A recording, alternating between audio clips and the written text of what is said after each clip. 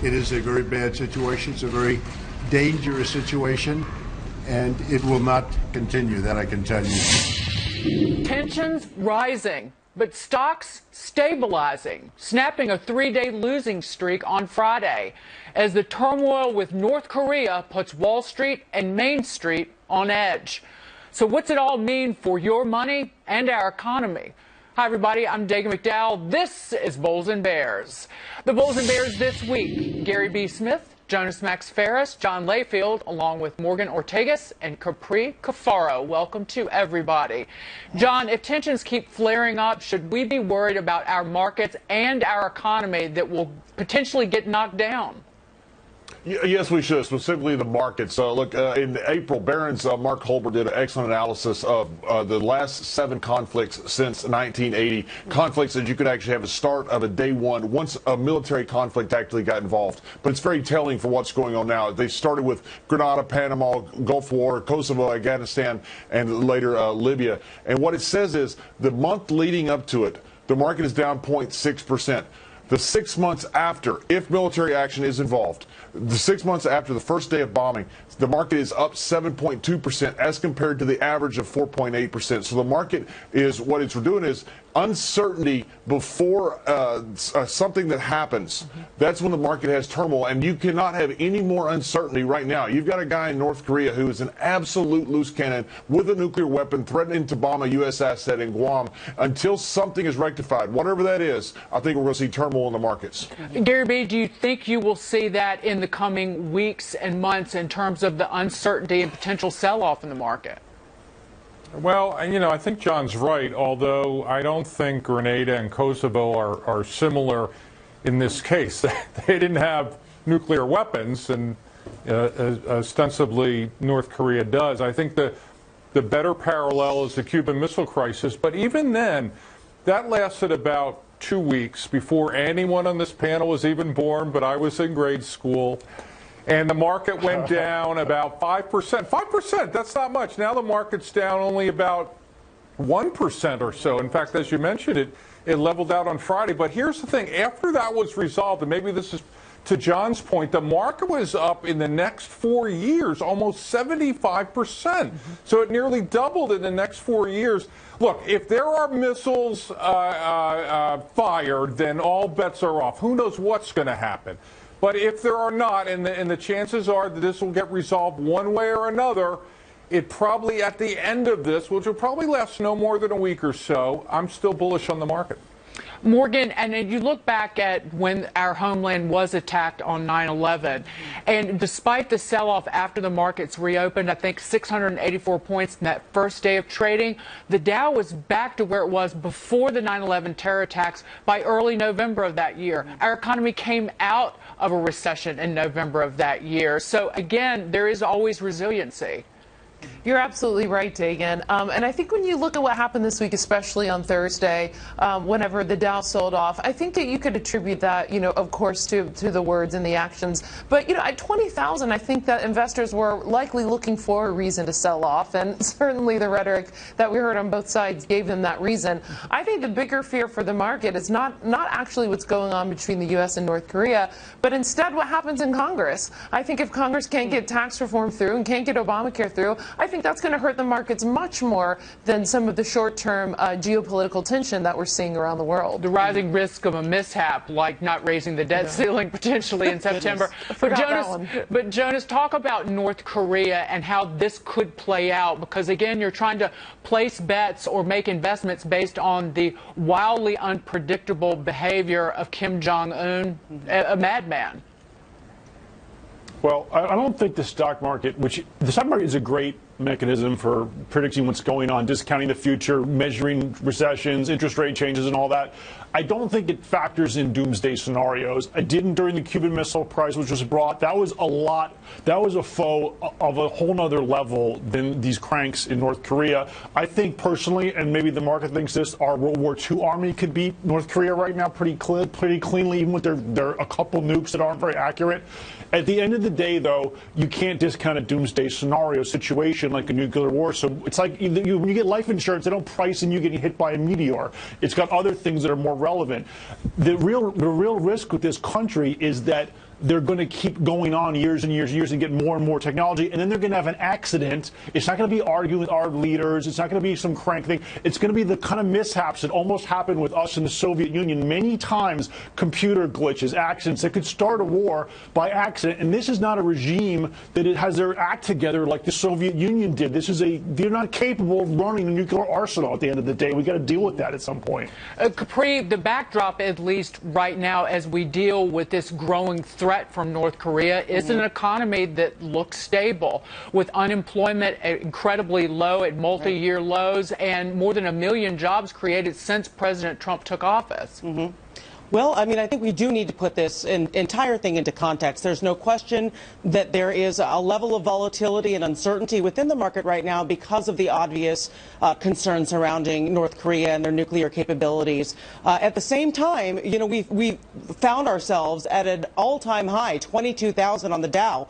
So, you know, at some point, what goes up must come down a little bit, and there's going to be a bit of course correction. So I think what we're seeing right now is a little bit of the fact that we were hitting historic highs, and it was going to come back down a little bit regardless of what was going on in North Korea. That North Korea circumstance did add to the volatility. Our volatility index is, I think, at the highest that it's been at least since May, for example. And, you know, we are seeing some volatility and some downward spiral in the market, not just in the Dow, but also, for example, in the FTSE 100 out in Britain, down, you know, roughly 100 or so points. So, you know, I think that we all need to take a deep breath.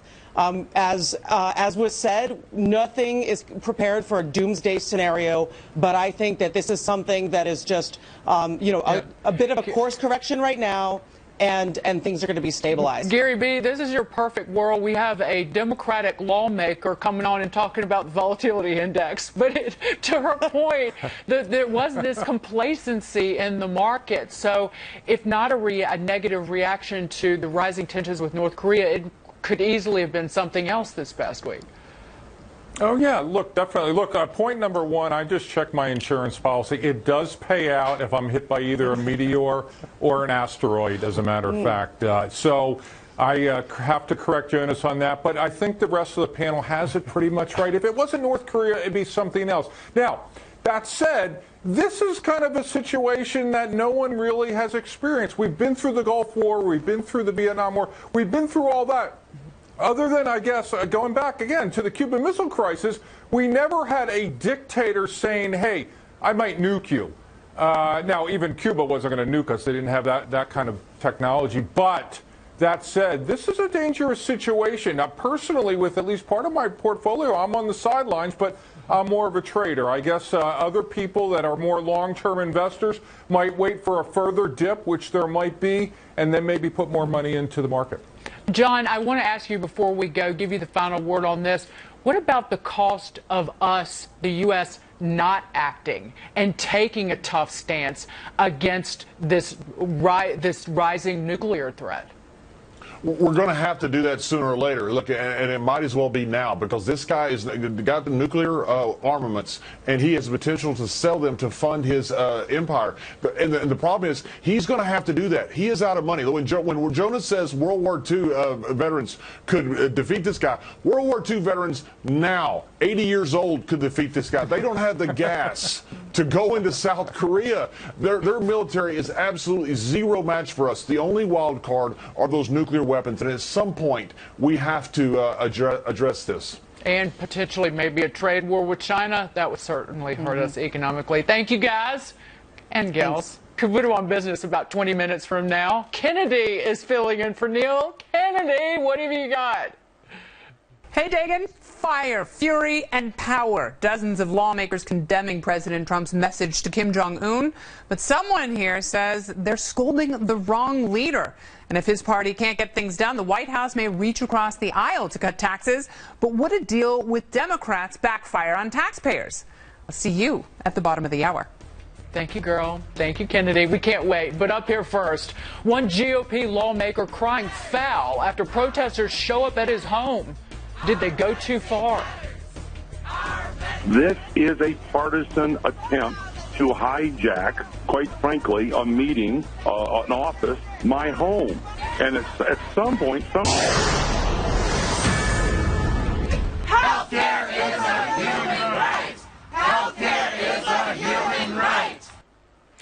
protesters hitting a little too close to home for Minnesota Republican Congressman Jason Lewis because they were literally at his home.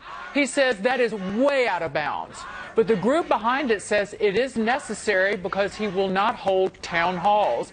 Gary, you think this went too far?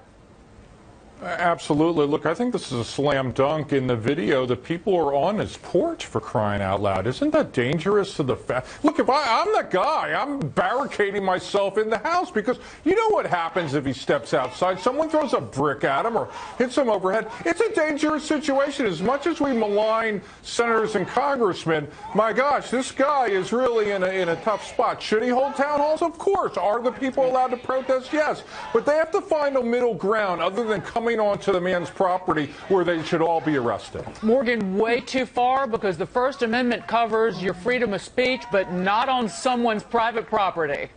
Right, and it's not just the congressman and his family potentially that they were disturbing. It's his innocent neighbors. You know, they're in a neighborhood. I think that most people probably watching this and are on this panel are going to think it's out of line. But it is sort of dangerous when you look at the fact that there was a live stream of Sean Spicer's house whenever he resigned from being press secretary. I know Sean well. He has two small children. Of course, we knew what happened at the baseball fields. And I think that, you know, members of Congress, members of the Senate, they don't go around with security. And now right. These were elderly people, so, you know, maybe he didn't have anything to be worried about. But how do you know? This time it's an elderly person. How do you know who it is next time? So it's clearly out of line, and the organizer of this protest said she would do it again. I think instead Democrat leaders need to come out and say, hands off, we're not going on people's porches, we're not getting in people's yards. There needs to be a line of common decency. Can I jump in here as I think I may be the only person that has actually held office on the panel right now. You know, part of being a public servant means you are just that. You are on duty 24/7. And while I certainly feel for this member of Congress, and you know, he has an argument as far as people actually trespassing on his physical property, I will say this: I was in office for 10 years. I was followed into the ladies' room. I've been stopped at the gas station. I've been stopped at the grocery store.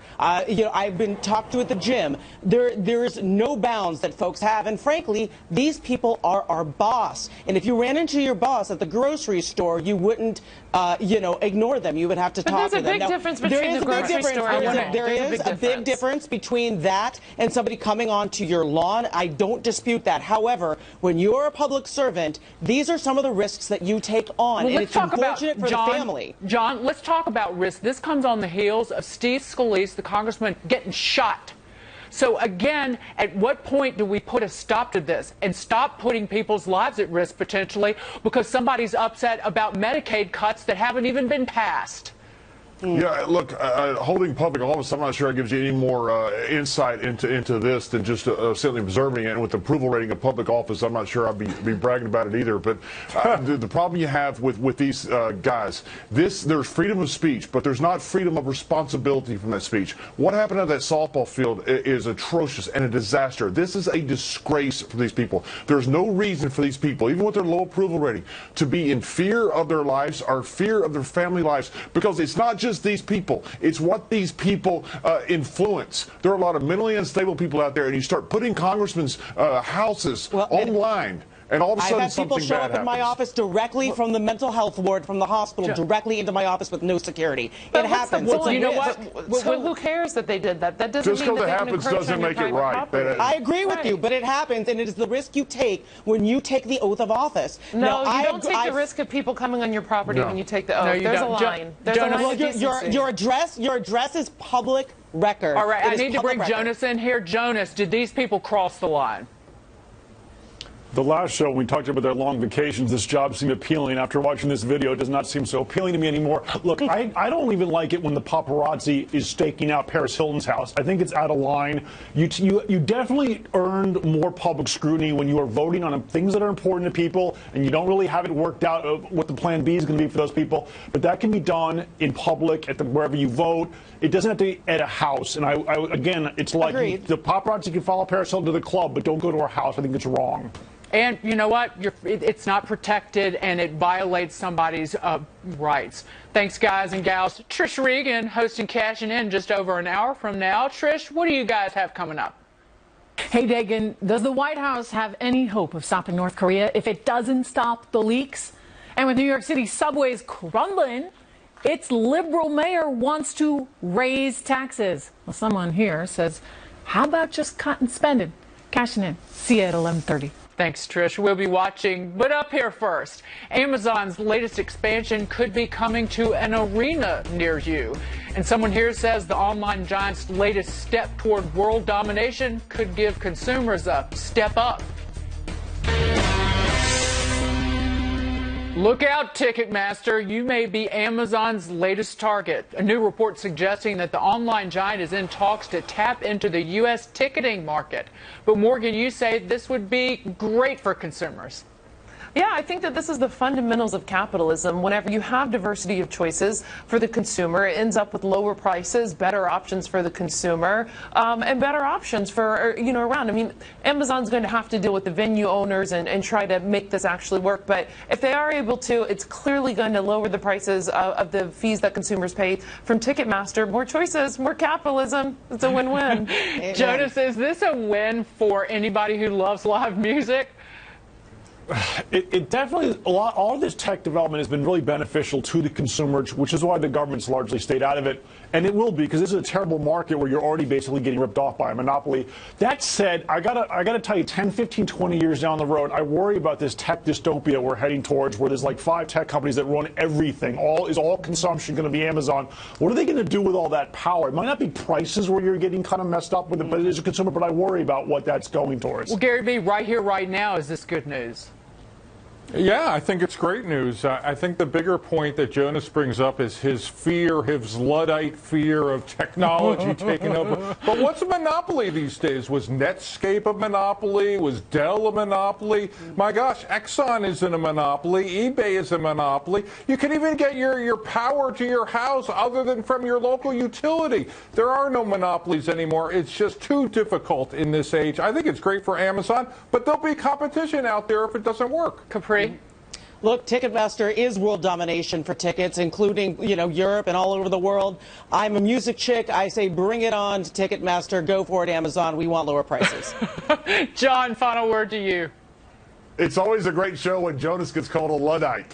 It just makes my day.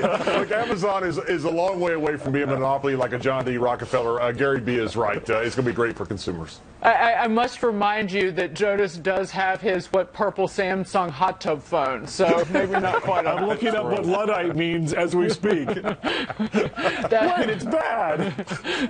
Thank you, guys. And thanks to Morgan and Capri especially for joining us. The rocky markets got you worried? Fear not. Our guys have the stable picks to get you through some unstable times. Predictions, Gary B. Go. Dagan, confession time. The other day when it looked like the world was about to implode, you know what I was doing? I was watching Ozark on Netflix. The stock is going to just keep going up 50% in the next 5 years. You look like a House of Cards fan, John. You like it? I love House of Cards. I love the company Netflix. I'm just worried about the stock because of so much competition coming online. John, your prediction? Chevron, oil right now is being held stable, and I think that's going to continue, which benefits the majors. It's got a great yield. I own it. I think it's up 20% a year. Jonas, what do you think? I liked it better when it was part of the Standard Oil monopoly. Jonas, what about your prediction? In turbulent times, it's always a good idea to have long-term U.S. government bonds in your portfolio. TLT, the ETF, that will do that for you up 10% in a year. Not only is he a Luddite, but a fuddy-duddy. Gary B., what do you think? And a snoozy fuddy-duddy. The stock was at the same level in 2013. Get something else, anything else. Anything else? Doomsday hasn't happened yet. John, your final word. That is the most boring pick I've ever heard in predictions, Jonas. Congratulations. Love you guys. Kennedy is now. North Korea best not make any more threats to the United States. They will be met with fire and fury like the world has never seen. If he does anything with respect to Guam or any place else that's an American territory or an American ally, he will truly regret it, and he will regret it fast. Doubling down, President Trump's tough talk getting a tough reception from dozens of lawmakers and the mainstream media. But was it his predecessor's diplomatic talk that got us into this giant mess? Hello, everyone. I'm Kennedy, in for Neil Cavuto. We all know Neil loves history, so let's go back in time to hear what presidents were saying as North Korea was pursuing nukes. This is a good deal for the United States. North Korea will freeze and then dismantle its nuclear program. If North Korea makes the wrong choices, the United States and our partners in the six-party talks will respond accordingly. North Korea's nuclear and ballistic missile programs pose a grave threat to the peace and security of the world, and I strongly condemn their reckless action. Well, maybe not so strongly. All that talk certainly didn't halt North Korea from getting a bunch of nukes, and that's why Gary Kaltbaum says it's finally time to try something else. What do you mean by that, Gary? Also here, by the way, Charlie Gasparino, Ben Stein, Adam Lashinsky, and Carrie Sheffield, Jerry Willis, and Charles Payne. They are out today. So, Gary, I will go to you first. What exactly do you mean by that? Well, look, for 25 years, us Americans have been watching the head honchos, top dogs, big cheeses, with their deals, with their negotiations, with their diplomacy, and after all this time, all this sweat, they have a nuke. For 25 years, North Korea is laughing at us, sticking a certain finger into the air at us, and now we get people all arguing, yelling, and screaming about a few little words. I want a new sheriff in town. I want some tough talk. Yeah. I want them to know over there that we mean business, and it's a good start. All right, so, Charlie, what Gary is talking about is the mainstream media parsing the president's words, but not showing so much outrage by some of the words from North Korea's leader. Right, and not holding his predecessors accountable. I mean, let's be clear: the last three presidents, North Korea and nukes was on their table for the last three presidencies. They really did nothing. They stuck this guy with it. The current president, President Trump. The one thing I would say is, like, when you're dealing with a looney tune like Kim Jong-un or anybody that's on the other side that's got the finger on the button, I think words do matter. I think there's a way to say more by saying less. All right, but you don't have to say we're gonna destroy you. They know we can. But destroy with them. President Clinton, we have the Dumb Energy $4 billion deal back in 1994 and 2002.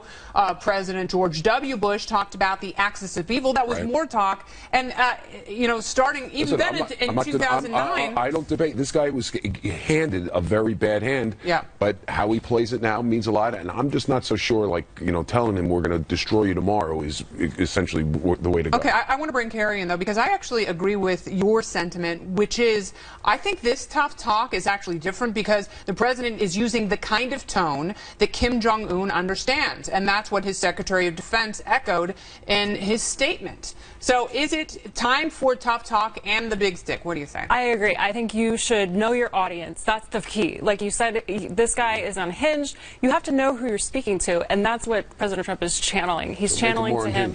But that's speaking the loudly. question. Does it make it more unhinged, or is there some sort of diplomatic strategy here that might neutralize what's going on in North Korea? When you see the men, the generals who are around the president, they're not unhinged. They know what's happening. General Mattis, he said, we're not going to do this without a multilateral approach.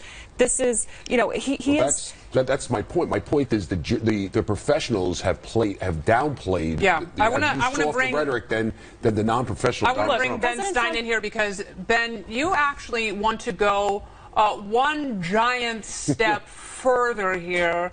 Now, when you say that we should drop the big one on North Korea, do you mean a rhetorical bomb? No, I do not. I do think it's time for a rhetorical bomb first, and I think already Mr. Trump has given that. But look, these guys are psychopaths. This guy is a maniac. He's a danger to millions, tens of millions of Americans. I don't see any reason to hold back. I want to bring in Adam Lashinsky because, Adam, you say that the president has been undisciplined, uncoordinated, and bellicose. Yes, Kennedy. There is a reason that the leader of the free world speaks in a disciplined way. Because he's the leader of the free world, it's very important. Well, and it's not President just the mainstream President media. Obama was a very disciplined speaker. He absolutely was. Well, Even the phrase strategic patience is the fact is, I agree. What the previous three presidents have done hasn't worked. but there also hasn't been a nuclear war. Yeah. And that's important. That's really important is if the nuclear war starts, it doesn't start with a nuclear bomb falling on Los Angeles or San Francisco or Seattle or New York or Chicago. Okay, so like Gary, let me ask you this, because the markets have obviously had some reaction to all of this talk and the escalated rhetorical tension. So what do you see coming out of this North Korea situation for the markets? If something does happen, if skies light up, I think you got a few thousand points because it's something that hasn't happened before, and you never know what the next move is going to be. 5,000 I do want to get, I want to get back to one important point. Whatever's happened over the last 25 years did not work. So all this talk about not doing something differently and maybe lower the tone, we've been doing that for too long. The old line of repeating something and thinking that something different is going to happen. Gary, the problem wasn't so much time. Gary, we put so much time into dealing with China, with helping their economy, bring them into the world community. You would think that we can exert some pressure for them to do something there. I don't understand why China is so powerless. And I think that the good news about that is that China did not block the sanctions against the North Koreans this time, which is good. But for a number of reasons. So let me ask you this, though, Adam. Is it possible to have a cohesive policy in regards to China with such a fractured political environment here back home? Don't we need to be speaking in a unified voice when it comes to China? Well, yes. In fact, the president does guide the foreign policy of the United States, and nobody disagrees with that. And so the president needs to speak in a disciplined way with one voice. And by the way, he doesn't need to do it loudly. The Chinese are listening. You don't influence them by shaming them. It's just the wrong way to go with them. Gary? I disagree. I mean, you have to call it. Charlie, you're absolutely right about China. They supply 90% at least of North Korea's economy. The ICBM carrier, it was made in China. I mean, the Chinese have not done enough, and I applaud President Trump for helping back up the Taiwanese, for helping back up the entire region there in the South China Sea. Do you think overtly talking down China actually works with their leadership there? Because I'm not a China expert, but what little I know is they hate being embarrassed. All right, so what worked to get them to vote? Listen, I think this is it. You go behind the scenes, and they depend on us for a lot of stuff. Yeah. They have to. They have to get these guys in line. Tough talk is fine. But what kind of concessions have we made, and I have news for you. We willing to make? China is so important. If they get tough on North Korea, I will promise you this thing will settle down and we won't be talking about it in the next few months. But right now they're still, on the sideline just watching, playing spectator. Hopefully they get tough. All right, Gary and everyone, thank you so much, and so much to continue discussing, including the White House said to be working on a plan B if the GOP can't pass tax reform, the unlikely team they're working with, and why someone here says that could backfire on taxpayers. That's next. It's being called a Plan B for tax cuts. President Trump's team is said to be quietly working with House Democrats on tax reform. That's in case the GOP does what it did with health care reform, and that's pretty much nothing. But Gary isn't so sure that passing something is better than nothing for taxpayers. Is this what they're going to do, Gary? Look, I hope not. I have 3 words in answer to this question. It's no, no, no. This is not JFK's Democratic Party. This is Bernie Sanders. And if you saw their better deal, which they came out with, it's just more the same. More taxes, fees, fines, mandates, you name it, more control of a government. Stay away from them at all costs and act like you won, which you did, and do some real tax policy and tax reform. Yeah. So, Charlie, Gary is saying that you don't even need to work with Democrats at all because they're so addicted to spending. He says they're moronic socialists. I will say this. If Donald Trump is actually working with Democrats on a tax plan, I would be afraid of his finger on the button. This is the dumbest thing I've ever heard in my life. Charlie, you're right. This proves that he has lost his mind completely. If you want to work with moderate Democrats in the House, who's moderate? There's no moderate. The moderates are lefties. It's the liberals are communists almost in the Democratic Party. Look, so friggin' dumb. Please, Donald, don't do it. There are pressure points that you can put on Democrats. What? No. Listen to me. No. There are 24 seats or 25 seats that the Democrats have to defend in 2018 in the Senate, and 10 of those were in Trump-held states. Oh, so those... and only one of the Republicans was in a Hillary-won state. So it's 10-1 in terms of the political ratio here. So there is so much arm twisting the Republicans don't get a tax cut through, and no Democrat is going to vote for a tax increase, a tax cut. If they don't get something through, some reform through, they know they're done. All right, so Ben, I want to ask you, Ben, you say that there shouldn't be any tax cuts at all, not just for the wealthy, which is what Democrats are really squawking about. They want to make sure there's no tax cut for the top 1% and top earners in this country. You say no one deserves one. Well, no, I think we all deserve it. I think we all deserve to not pay any tax at all. That would be the ideal situation. But we have a $20 trillion deficit. It's rising by hundreds of billions of dollars each year. Taxes in this country on well-to-do people are already incredibly low by world standards. I don't think it's time for a tax cut. I mean, by the way, someone, I think it was our friend Mr. Gasparino, mentioned regulations. We certainly don't want any more regulations. Of course. Mr. Trump has done everything right about cutting out regulations. Everything perfect. Ben, what do you think of these guys? What do you think of Trump working with Democrats on taxes? It just scares me. It's hideous. It's hideous. It's hideous. Ronald Reagan worked with the Democrats in 1986. He did, but this is a we could cut Democrats. No, I think we can cut socialists in the Democratic Party. They want to tie it to infrastructure, which is incredibly expensive. Is that the best way to go? Is that the ultimate carrot to bring Democrats on board, Adam?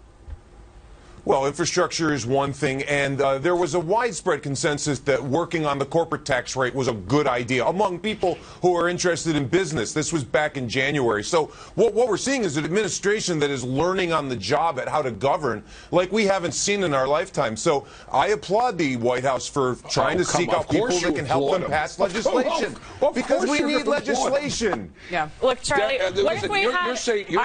I think you could pull some Democrats to do small business tax cuts, to do low... these blue dog Democrats. Democrats who are in Trump-won states. Are there any blue dog Democrats? There are at least 5 states where Trump won by... I mean, he's a senator, but there are a few more centrist Democrats in the House, but I still think what you would have to do to get them on board and to leave the party orthodoxy, which could be political suicide for a lot of them. This would be worse than Obama's Iran. You know what's worse is being out of time. It's very sad. A new government rule about to hit the books could make it easier for crooks to become your neighbor.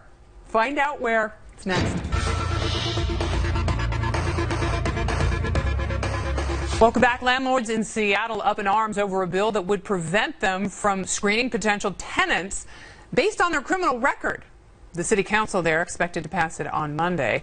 So, Carrie, should the government force this on private landlords? Should you be forced to accept tenants and not look at a criminal background check before you rent out space to someone? No, this is wrong and horrible. I had a friend who was murdered by her super because they didn't vet him well enough. So this is insane to try to force someone. This is like snowflakes gone insane. These are grown-up snowflakes. This is like real people's lives on the line. Yeah. I can't believe that they're proposing this, but it's Seattle, where $15 minimum wage and other crazy policies that are going to ruin people's lives. But shouldn't you have the right to decide who you rent property to? I mean, I did a lot of thinking on this one for a change, and I'll tell you, at first, I know people have been to jail and they're not so bad, and they paid their debt to society, and they're coming out. They've been rehabilitated, and some of them are, and they deserve a place to live, not be homeless. That said, barring race and and mental illness and sex abusers, there's a private property issue here. It's my property. Yeah. And therefore, shouldn't you have say who you rent the private property to? And I'll tell you, like I said, it's not race. It's not based on it's not allowing sex abusers in there. Well, Ben surprisingly has some strong opinions here. Ben, you say this is a big slap in the face to the honest men and women who live in the beautiful Emerald City. Well, it is a slap in the face of any law-abiding citizen who wants to keep his children and his family and himself safe. I mean, it's an insane idea to cater to people who have criminal histories. I know people who've been to prison too. Some of them are the most wonderful people in the world. They don't need help. They can address the landlords themselves. They don't need the government stepping in with their big size 15 shoes. And Gary's totally right. There is Charles, I beg your pardon, is totally right. Yeah. There's right, no reason whatsoever to be interfering with private property rights here. Adam, let me ask you this. Adam, you are touchy-feely and squishy. I mean, you are really the lone hippie on the panel. So shouldn't landlords be forced to take the dregs of society and put them in housing next to families and young children? No, nobody wants an ex-con living near them. The fact of the matter is they have been rehabilitated under the law, and so where do you draw the line? Where do you expect these people to live? Yeah. I mean, where are you going to put them? You want a government program to house them? Bill Gates has a very big property. Gary Kaltbaum, you're finishing up strong here. Tenants should have a right to know who is living with them. Landlords should have the right to know, excuse me, who's in there. I am telling you, the people on the Seattle City Council, there's too much legal marijuana there. They are smoking the good stuff. The number one goal of government is to protect the citizenry, and they are not protecting the citizenry with this type of logic. Well, it's just a new set of shenanigans there in Seattle. Thank you all so much. My thanks to Carrie and Charlie. So lovely. All right, tensions over North Korea sending shivers down Wall Street, but our guys say don't get scared, buy their safe stocks instead. It's next.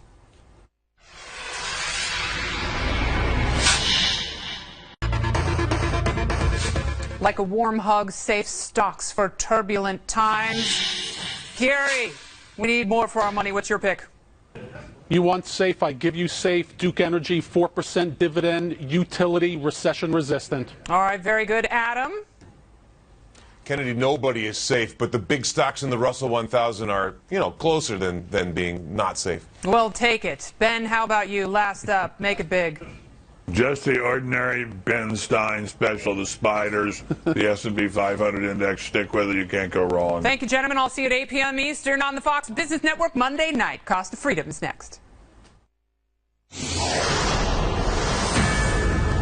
My first order was I want our nuclear arsenal, to be the biggest and the finest in the world. And we spent a lot of money, a lot of time, and a lot of effort. And it's in tip-top shape and getting better and getting stronger. And until such time as this scourge disappears, we will be so much better and so much stronger than anybody else.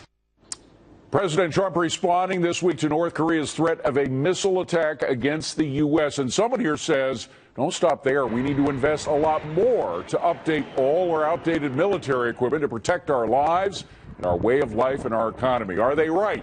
Hi, everybody. I'm David Asman. Welcome to Forbes on Fox. Let's go in focus to find out with Mr. Steve Forbes, Mike Gozanian, Elizabeth McDonald, Sabrina Schaefer, John Tamny, and Bruce Japsen. Steve, spend more? David, unfortunately, we're going to have to spend more and a lot more. Under Barack Obama, the budget declined precipitously, a couple of $100 billion. Trump is increasing it, but it's not nearly enough. We need more ships, we need more equipment, and we need to maintain what we have, which we haven't done in recent years. We also need radical reform of our procurement system, which wastes over $25 billion a year. So a lot has to be done. And, John, just look at the percent of our GDP that we spend on military hardware. It has come way down. Of course, we had the peace dividend during the Clinton years after the end of the Soviet Union. That's when the big dip happened. Then we built up again after 9/11, but it's come down again. Yeah, but it's coming down from a very high level. Even now, we spend more on the military annually than the next 7 largest spending countries combined. Yeah, but they're not spending a lot, John. Well, but I would just add in this case that our military from 1945 could vanquish the North Koreans. And I say the mere fact that we're talking about it is lending legitimacy to a country and a ruler that have none at all in the first place. But, Mike, the military hardware of the United States is terribly out of date, and some of it just can't even work. I mean, we have 50% of all our B-1 bombers can't fly. We have 70% of U.S. Marine Corps fighter jets can't fly. We have all these accidents happening with the Marine Ospreys. So, I mean, we really need to step up and fix this stuff. I agree with you. I think we have to get military spending back up to 4%. And if you look historically, David, Our country has been the safest, and we've gotten into fewer conflicts when our military spending was higher rather than lower, when our armed forces had the most up-to-date tanks, ships, etc. And where we can cut back, if necessary, is on bureaucracy. That's where we tended to increase spending in the military the most. Absolutely. I couldn't agree with you more. But Sabrina, our military hardware is out of date. President Trump has said he's going to start with a nuclear arsenal, which is also out of date. Well, yeah, I think yes and no, maybe, David. First of all, I mean, we have nearly 7,000 nuclear warheads. So I don't think we need that many, right? So we have a strong cabinet of warheads. Just recently, they did a test of an ICBM missile, and it went off flawlessly. So I'm sure that we can sort of cherry pick and say that this is out of date and this needs, more help. But I think that we need to keep it in perspective and consider all the things that are going right. Yeah, but Emac, some of those 7,000 nuclear warheads that we have available to us are 40, 50 years old. Yeah. I mean, we are out of date, and it's great that a couple of those ICBMs are flying right. But when half of your jets aren't flying at all, that's a problem. Yeah, that's astonishing, those findings. We need to give our men and women the best they need to do the job that we have asked them to do. I agree with you, David. I agree with Steve and Mike. It's going to be difficult to get to even 3% of GDP on defense spending the way this Congress has been. I mean, I think that defense spending, correct me if I'm wrong, is down by 20% under the Obama years. Yeah. What is really interesting is what Defense Secretary Mattis is doing, going to Silicon Valley with the Artificial Intelligence Defense Unit. That's the way to spend smart. I do think there's a lot of fat marble through the defense budget. And you can't really compare countries to countries because purchasing power differs within countries. What they spend on, they could have better technologies versus our what's going on, increasingly arthritic technology with our Defense Department. Arthritic technology. It is true, Bruce, that like any bureaucracy, the Pentagon spends on wasteful programs. We know all those stories. But again, we've got to do something to get it up to date. Well, I think it all depends on what is the price tag on the cost of fire and fury, or to be locked and loaded. I don't know that the president has revealed that yet, but President Obama in 2014 talked about upgrading the nuclear arsenal, and there were outside experts that said that would be $1 trillion in spending over 30 years. And we heard people on the right saying that was too much. That seems like more than enough. Steve, maybe it's just coincidence, but whenever we stop spending money on the military, whether it was right before World War II or right before 9/11, whenever that number comes way down, somebody takes advantage of us. And it is that old Reagan adage, peace through strength. When you have a strong armed forces, you do have a tendency to have a more peaceful world, no? It's true, David. Unfortunately, after the fall of the Berlin Wall in the Soviet Union, there's the feeling that history had come to an end and that we could coast from now on. That is not the case. And unfortunately, Barack Obama let the military slide even more. So we've got a lot of updating we have to do, procurement we have to do, and training of our people has not been done the way it should have been done. John, what do you think? Well, I think the other coincidence is every time we elevate the leader of an irrelevant country, they tend to play into our elevation of them, and I think we're doing this year. But John, isn't history replete with more examples of where we have underestimated the damage that a tyrant can do, like Adolf Hitler?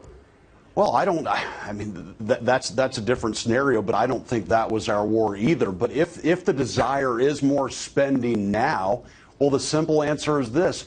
Tell China this is your problem. In return for you taking care of what is your problem, we'll remove our troops from South Korea. That will save a lot of money. We can plow it back into the military if that's what people want. I don't know. Mike, I believe that history is replete with examples of us underestimating the evil, the damage that one of these dictators or tyrants do, right? Yes, Steve mentioned after the fall of the Berlin Wall, same thing happened after World War I.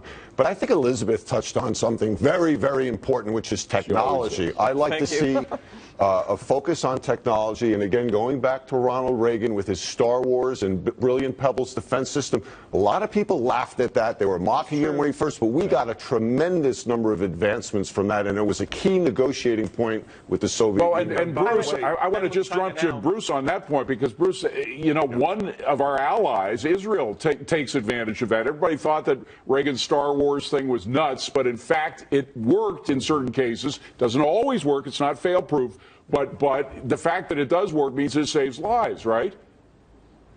Well, certainly technology, that's the thing that when we talk about throwing around these GDP percentages, how do we know that that's even the right measure? I mean, if we have technology that can, do cyber attacks, which might be less expensive and save more lives, then why not pursue it? But my rule of thumb since the Reagan days has been if we have enough bombs to blow up the world several times over, I think that's enough. Steve, is that simplistic? Yes, it is, David, precisely because you're not going to lob nuclear weapons on Cuba or North Korea if you can avoid it. And by the way, cutting down, we cut back sharply after World War II, so much that that's why North Korea invaded South Korea with the approbation of both the Soviet Union and China. And look at where it's left us today. And Sabrina, we had the peace dividend during the Clinton years. He was lucky to buy into that, but then we saw Obama, bin Laden, and others take advantage of that. I agree, but David, I think that part of having a strong military is also having a strong diplomatic corps, and that's an area that we're seeing a lot of cuts. And it's interesting because, just a recent victory for the Trump administration has been that they were able to get the United Nations 15-0 to vote for sanctions. And I think that that's something significant that we're not talking about. I think they go hand in hand. We got to leave it at that, gang. Great debate. Thank you. Excessive or appropriate? President Trump feuding with Senate Majority Leader McConnell for saying he has, quote, excessive expectations of Congress. Well, someone here says the healthcare industry is proving the president has this one right. That's next. Critics are calling to ditch Mitch over this. Part of the reason I think that the storyline is that we haven't done much is because, in part, the president and others have set these early timelines about things need to be done by a certain point. Now, our new president had, of course, not been in this line of work before, and I think had excessive expectations about how quickly things happen. Excessive? Expecting Republicans to be able to replace and repeal Obamacare in the 7 years and 6 months they've had to do it is excessive? That remark is not sitting well with the president. And Mike, you don't blame him. Explain. David, I certainly don't. It's ridiculous that the Republicans in Congress could not replace Obamacare with all the time they've had. I totally blame the Republicans. We knew the Democrats would not be for anything that went further away from single payer. Trump is absolutely right, and Trump is at his best when he takes his case directly to the American people, which is what he's doing here. These people, these Republicans who failed to get Obamacare through, they're going to be replaced. What do you think, EMAC? Who's right, the president or McConnell? I think let me just back up. We don't like this nasty blame game, right? That's really nasty what's going on in Congress with the president right now. The GOP did campaign for 7 years and got campaign donations saying repeal and replace. But I have to say, you do not attack your Senate quarterback when you only have a slim majority of 52 in the Senate, and with John McCain being ill, unfortunately. And I like what Ronald Reagan said, the 11th commandment, thou shalt not insult your fellow Republican. I don't like seeing them shoot under the same tent when so much still needs to be done. I think the Republicans need to get a move on in the Congress. But John, this president came in saying he was going to clear the swamps out, and like him or not, McConnell has been in those swamps for a long time, and for him to call the president having excessive expectations for something that he's been talking about for 7.5 years. Is that right?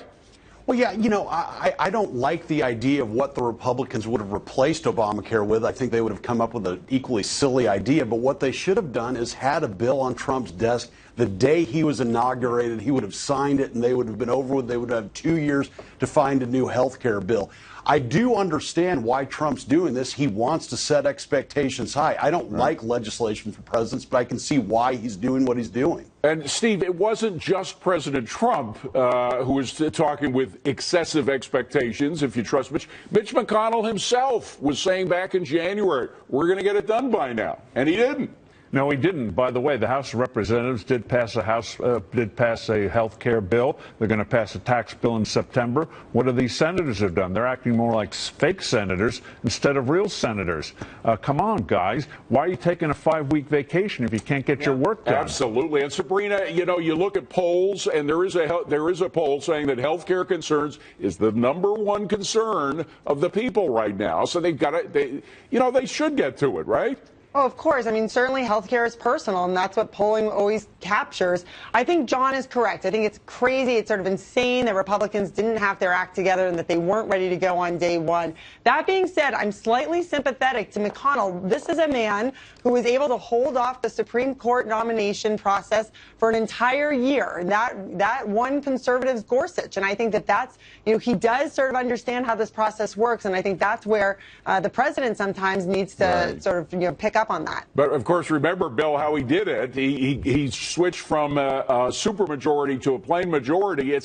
That was a good effort, but shouldn't he put in more of an effort with regard to Obamacare? I mean, for example, we have 6.5 million people that we know had to pay a fine in 2016 for pulling out of health care. They just are we going to November 1? That's when we have the enrollment for Obamacare again. We may have millions of people having to pay fines again. It's not going to happen that they're going to fix it before November. I think Trump must be quite Hold on a envious. second. You think they're going to fix it before November? I do not think they're going to fix it before November. So we It's will have because people I paying think fines again. Trump has to realize that he should be quite envious of the party loyalty that his predecessor had 8 years ago. And now that he's attacking people who used to be loyal to him, I think his problem is going to get worse. This is like a nasty shotgun marriage between Trump and the Republicans. Because That's a good way of putting Trump it. is not an establishment Republican. The point is, half of all foreclosures in this country is because people face medical costs. They're facing bankruptcy from it. And that's the unfortunate fact. And they're going to face more of it, Mike. Kaiser is predicting another 10% increase in premiums next year. Well, John Tamny has often said, and rightly so, that Obamacare is going to go belly up anyway. It's imploding.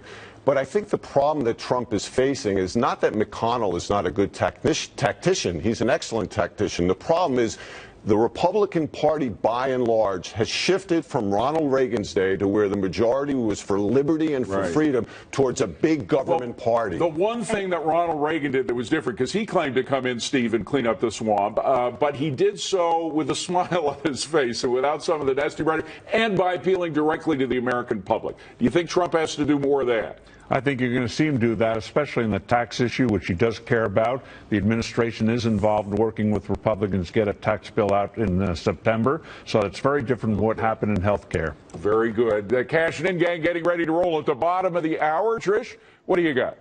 Hi there, David. Chief of Staff General John Kelly telling White House staffers to put country first and stop the leaks. Why someone here says we won't be able to stop North Korea if they don't stop those leaks. Plus, Chicago now suing the Justice Department as the White House threatens to withhold some of its funding along with other cities protecting illegal immigrants committing crimes. We're asking, who's right? I'll see you at 11:30. Okay, Trish, thanks. We'll be watching, but up here first, it's not just deals with North Korea coming back to haunt us. Some here say there's also a costly lesson from what happened to American diplomats in Cuba. That's coming next. Well, did you hear about this? It's bizarre. The U.S. accusing Cuba of an acoustic attack on American diplomats in Havana, some of whom suffered severe hearing loss. The diplomats were sent there after the Obama administration opened relations with the communist country. And Mike says this just proves the deal with the Castros was a bad deal, right? David, we knew we should have left Cuba in the 50s when the Corleone family left and moved its business out back to the United States. That was a clear signal. So John, this opening was a bad idea.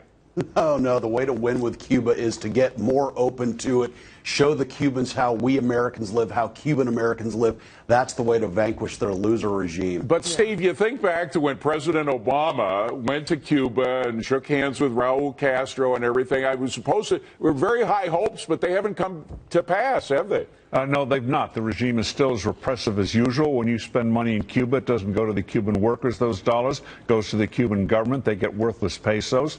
So it's a bad deal. Obama made a bad deal, and Raul Castro's taken full advantage of it. We get nothing except injured diplomats. Sabrina, keep the opening or close it down? No, I think we have to keep it. I think John's exactly right that the Cuban people are tasting freedom. The genie is out of the bottle, so to speak.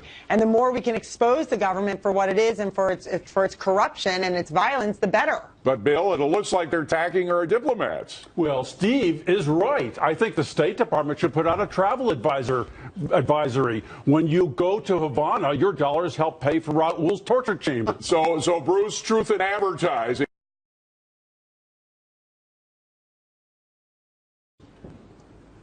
Well, I suppose you could do that. I think we could return to the days of Cuba before Lee Strasberg was whacked and the Godfather was. He's the actor who played the part back in the movie Godfather. Go ahead.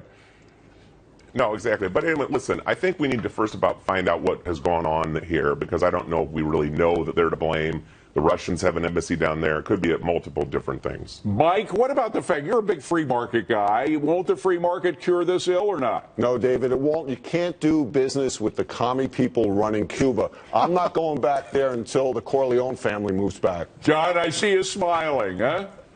Yes, I'm smiling. That's ridiculous. Stay open to them. Our way will ultimately win. It's that Cuba's going down. Steve, again, you are also a big free marketeer. If the opening worked with a place like China, why won't it work with Cuba? Because China wanted an opening. China wanted to become part of the global economy. Castro does not. He wants a closed society, get what he can from the rest of the world, and keep his repressive regime. There's no freedom in Cuba. Come on, guys. Coming up, our informers are here with the names they say will calm your nerves in these nerve-wracking times. That's next.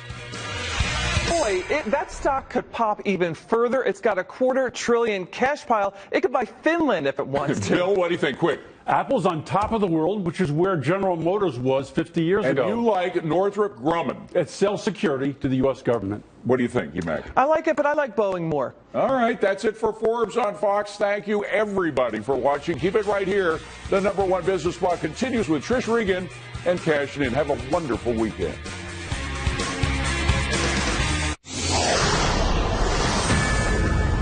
The important leaks to me, and the leaks that the Attorney General is looking at very strongly, are the leaks coming out of intelligence, and we have to stop them for the security and the national security of our country. As tensions with North Korea intensify, the leaks continue. And now some are worried, as we try to deal with North Korea, these leaks will further undermine the world's confidence in the United States of America. Are they right or are they wrong? Hi, everyone. I'm Trish Regan. Welcome to Cashin' In. Our Cashin' In crew this week, we have Rachel Kempis-Duffy, Jessica Tarlov, and Larry Glazer. Welcome to you all. Good to see you. Rachel, I'll start with you. Are these leaks even more dangerous now because things with North Korea are getting worse? Absolutely. The situation is very tense. The president needs to be able to speak to his allies and to his advisors in a open forum where he knows he's not going to have that information and those conversations leaked into the newspapers and into the media. This situation is very dangerous, and I think it puts those never-Trumpers that are inside the government that are leaking this information. It's a real patriotic question for them. Are they going? Or do they care more about obstructing the president and undoing this election than they care about the safety of Americans that are living in Guam? I don't think these leaks are going to stop, Trish, until someone is made an example of. Somebody needs to be arrested, handcuffed, walk before the cameras, and made an example of, or else it's not going to stop. Wow. And we are seeing many more now, I would point out, Jessica, than we've ever seen before. I mean, President Obama had to go after the leakers, but the leaking situation, it has reached a level that really is unprecedented. It is, and I agree that it's dangerous. I was particularly disturbed when the transcripts of the president's phone calls with other world leaders were leaked last week, which just calls into question whether foreign leaders will feel like it's a safe place, right, to call the president of the United States of America. So what does that mean for China right now, as we're trying to deal with China and North Korea? It's absolutely a terrible situation, but I would say that the president himself on Sunday retweeted a report that used classified information that Nikki Haley herself said she wouldn't comment on about North Korea. So it's not just that we shouldn't have leaks. The president of the United States of America should as well not be tweeting things that are based on leaked information. I don't want to turn this back to him right now. I want to focus on what's happening overall within the administration, because, Larry, I'm looking at this, and, China, we need to come on board here. We need China's help, and we've got to pressure China to actually help us with the North Korea situation. They're not really doing what they need to do, clearly. But you would also imagine, Larry, there's some backroom conversations going on.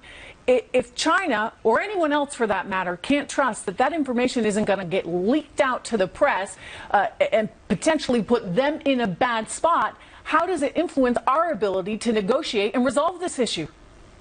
look, no question. Look, this volatile and dangerous national security crisis calls for national unity. It doesn't call for partisan divide, bickering, and leaks. Job one for the new Chief of Staff Kelly needs to be to stabilize the White House, stop the leaks, and get some unity. Russia, China, Iran would like nothing better than to underline our democracy, which is exactly what we're seeing with these leaks. We have American lives at stake, not just in Guam, but in Korea and on the West Coast of the United States. The only way to protect them is to stop these leaks and to speak with one voice, and that's not happening right now. Importantly, you're saying speak with one voice, and this is where I have a problem with a lot of the members of the left that have come out and said the president is being bombastic, irresponsible, etc., Jessica, when he directs his language at the crazy man in North Korea. Because it seems to me that the level that we have heard from North Korea needs to be matched. We have spent years and years and years of trying to work with them, trying to be diplomatic, not say the wrong thing.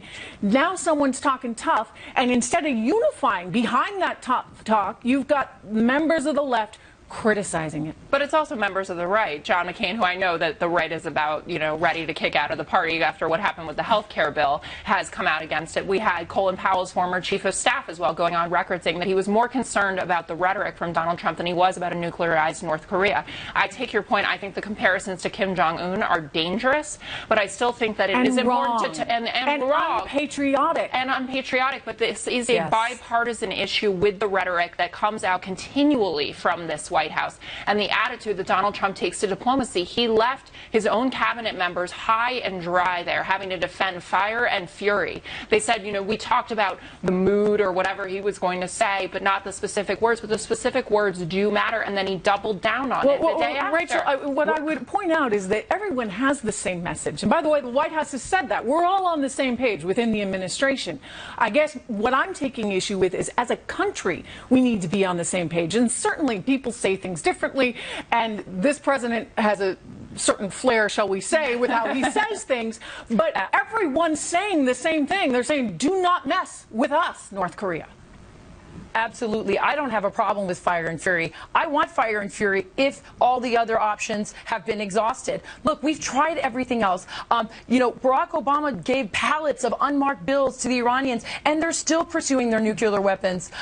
This is not going to be solved in the old way, and we are running out of time. They are very close to being able to do the things that they want to do to our country that will cost American lives. We need national unity, and we need people to put aside their rancor and bad feelings about the last election and unite as a country against a common enemy. I don't think it's about the last election. We're not in election season Larry, anymore. get in, and then we'll go back to Justice. Go ahead, Larry.